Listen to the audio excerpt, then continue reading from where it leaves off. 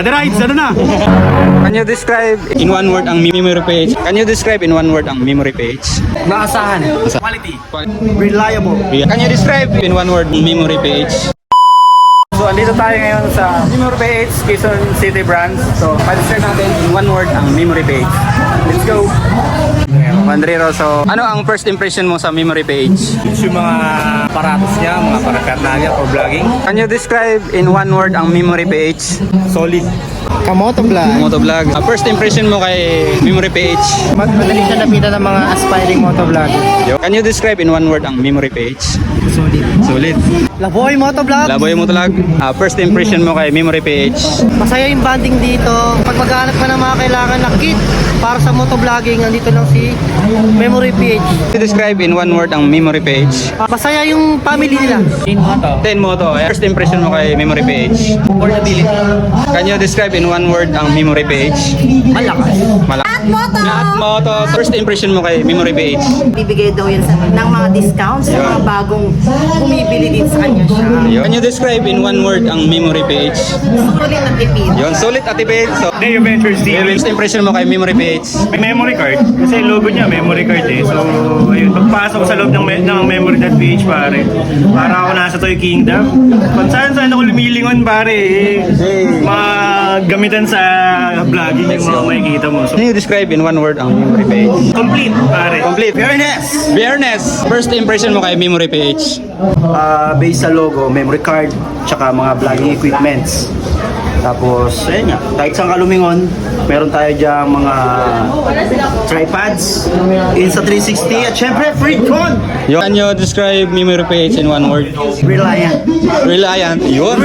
Reliable pala.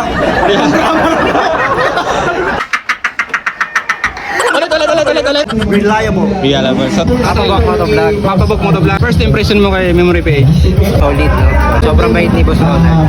Can you describe in one word ang memory page? Stick. Astig. Iron ng air. Then, so, first impression mo lang kay memory page?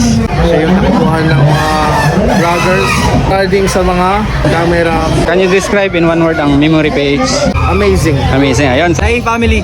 First impression mo kay memory page? Siyempre, Watson yan ng mga motovloggers. Siyempre, Ayun. lahat ng kailangan mo nandito sa memory.ph. Yun. Can you describe in one word ang memory page? Malupit! First impression mo kay memory page?